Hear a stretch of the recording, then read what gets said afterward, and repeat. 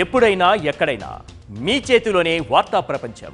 మీ మొబైల్లో, మీ కంప్యూటర్లో, మీ టీవీలో సాక్షి టీవీ డిజిటల్ ప్రసారాల కోసం లాగిన్ అవ్వండి. www.youtube.com/సాక్షి టీవీ.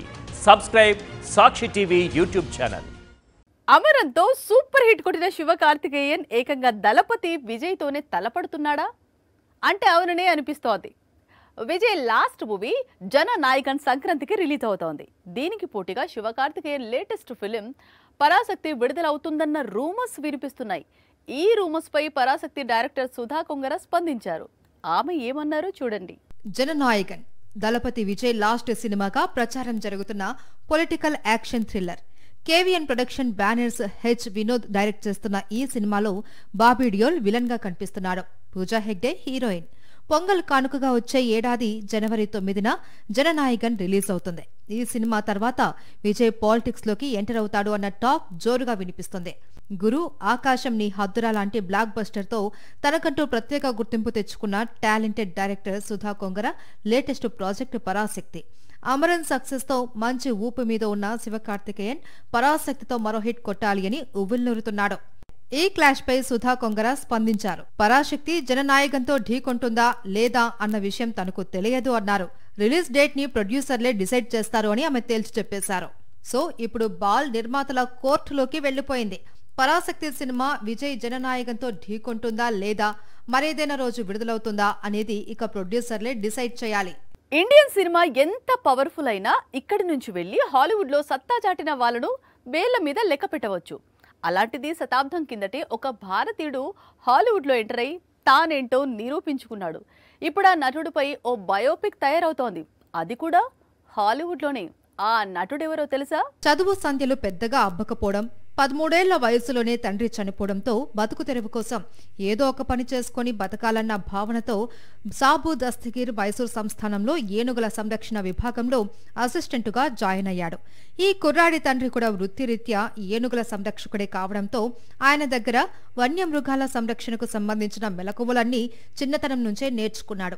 అడవి జంతువుల మధ్య బతకడం తప్ప మరో వ్యాపకం తెలియని ఈ కుర్రాడికి ఏనుగులతో ఉన్న అపారమైన అనుబంధం ఓ సరికొత్త జీవితానికి బాటలు వేసింది.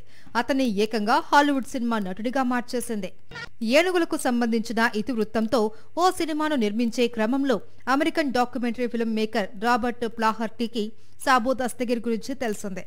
ఏనుగుల సంరక్షణలో అతని ప్రతిభా పాటవాళ్లను కల్లారా చూసిన దర్శకుడు తన సినిమాలో సాబును ఓ ప్రధాన పాత్రకు ఎంపిక చేసి తనతో తీసుకెళ్లారు. అలా 13 ఏళ్ల వయసులో సాబుకు హాలీవుడ్ చిత్రంలో నటించే ఛాన్స్ దొరికింది. ఎలిఫెంట్ బాయ్ చిత్రంలో హీరో రోల్ దక్కింది. అలా హాలీవుడ్ లోకి అడుగుపెట్టిన Sabu thief of Baghdad, jungle book, Arabian nights లాంటి ఎన్నో చిత్రాల్లో నటించారు. హీరోగా ఎన్నో బ్లాక్ బస్టర్స్ లో నటించి సినిమా ప్రియుల మన్ననలు అందుకున్నారు. సినిమా ప్రపంచంలో ఓ రికార్డును సొంతం చేసుకున్న సాబు దస్తగీర్ జీవిత చరిత్ర ఇప్పుడు సినిమాగా ప్రపంచం ముందుకు రాబోతుంది. ప్రముఖ నిర్మాణ సంస్థ ఆల్ మైటీ మోషన్ పిక్చర్స్ ఈ చిత్రాన్ని రూపొందిస్తుంది. డబ్లినా మోజుందార్ రాసిన Sabu the remarkable story of Indian first actor in Hollywood అనే పుస్తకం ఆధారంగా ఈ సినిమా తయారవుతుంది. మైసూర్ నుంచి హాలీవుడ్ ఐకాన్ గా ఎదిగిన సాబు దస్తగిర్ జీవితం సంకల్పం ఉండాలే కానీ అద్భుత విజయాలను సొంతం చేసుకోవడం కష్టం కానే కాదు అన్న భావనకు అద్దం పట్టబోతోంది.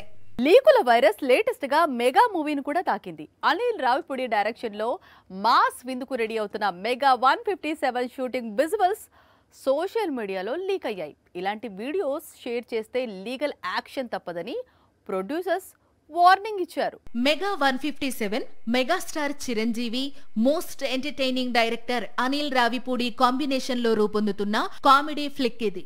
సుస్మిత కొణిదెల, సాహు గారపాటి సారథ్యంలో shine screens, gold box entertainments సంస్థలు ఈ సినిమాని ప్రొడ్యూస్ చేస్తున్నాయి.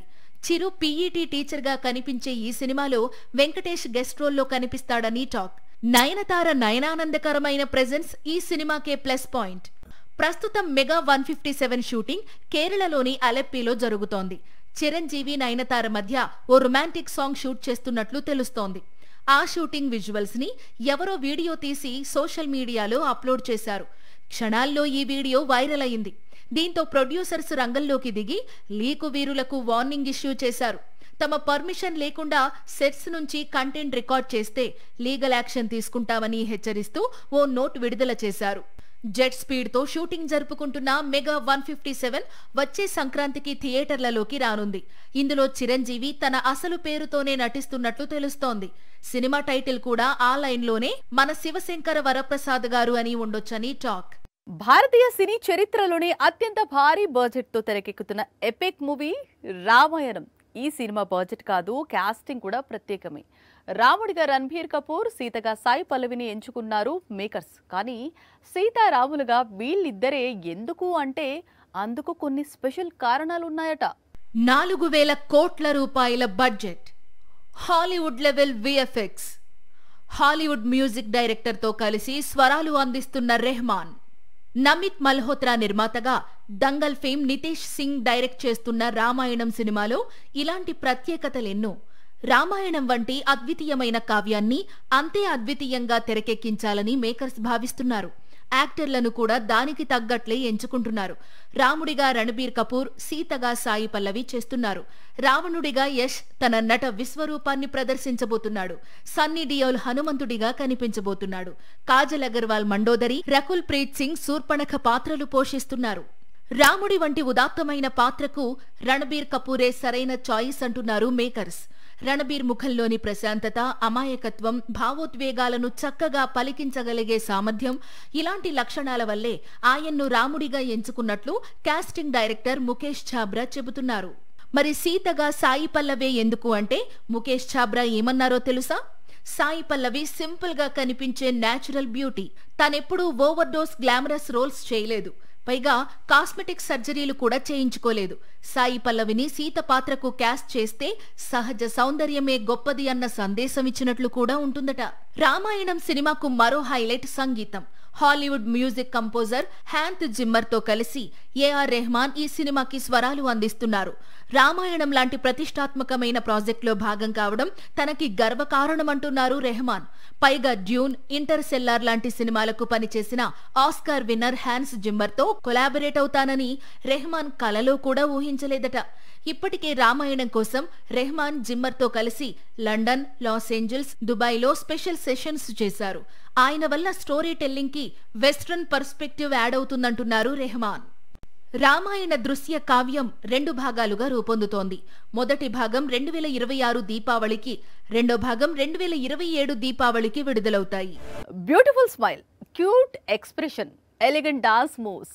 శ్రీలీల గురించి 3 ముక్కల్లో చెప్పాలంటే ఈ మాటలు చాలావేమో. కానీ కెరటన్లా ఉవ్వెత్తున ఎగిసిన ఈ అమ్మడి కెరీర్ చప్పున పడిపోతుందా అనిపిస్తుంది. సౌత్ లో వరుస ఫెయిల్యూర్స్ తో సతమతమవుతున్న శ్రీలీల ఇప్పుడు బాలీవుడ్ వైపు చూస్తోంది. మరి అక్కడైనా నెగ్గుకొస్తుందా? శ్రీలీల అంటేనే క్రేజీ సెన్సేషన్.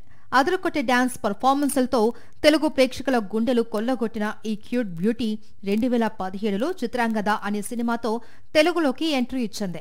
2 కన్నడ సినిమాల తర్వాత పెళ్లి సందడితో మళ్లీ తెలుగులో సందడి చేసింది. ఈ సినిమా బాక్సాఫీస్ దగ్గర బోల్తా కొట్టిన శ్రీలీల పర్ఫార్మెన్స్ కి మంచి మార్కులే పడ్డాయి. ఆ తర్వాత ధమాకాలో రవితేజ పక్కన స్టెప్పులేసి సినిమా సక్సెస్ కి తను ఓ కారణమైంది. ధమాకా సక్సెస్ తో శ్రీలీల ముందు ఆఫర్లు క్యూ కట్టాయి. స్కంద, భగవంత్ కేసరి, ఆదికేశవ, ఎక్స్ట్రాడినరీ మ్యాన్, గుంటూరు కారం, ఇలా శ్రీలీల చేతిలోకి దాదాపు 1 డజన్ సినిమాలు వచ్చి చేరాయి. కానీ అన్ని వరుసగా ఫ్లాప్ అయ్యాయి. ఇక గుంటూరు కారంలో ఘాటు తక్కువైనా కుర్చీని మడత పెడుతూ శ్రీలీల చేసిన స్టెప్ మాస్ ని ఊపేసింది. తెలుగు, కన్నడలో పెద్దగా కలిసి రావట్లేదనుకునిందో ఏమో శివకార్తికేయన్ పరాశక్తి సినిమాతో కోలీవుడ్ లోకి అడుగు పెట్టింది యంగ్ సెన్సేషన్. పనిలో పనిగా బాలీవుడ్ లోనూ లక్ టెస్ట్ చేసుకుంటుంది శ్రీలీల. అనురాగ్ బసు డైరెక్ట్ చేస్తున్న ఆషికీ 3లో కార్తిక్ ఆర్యన్తో కలిసి నటిస్తుంది. లేటెస్ట్ గా మరో బాలీవుడ్ ప్రాజెక్ట్ లోకి ఎంటర్ అయినట్లు తెలుస్తోంది. అది రణ్వీర్ సింగ్ తోనే జోడీ కట్టబోతుందట. మరి బాలీవుడ్ లో అయినా శ్రీలీల ఫేట్ మారుతుందేమో చూడాలి.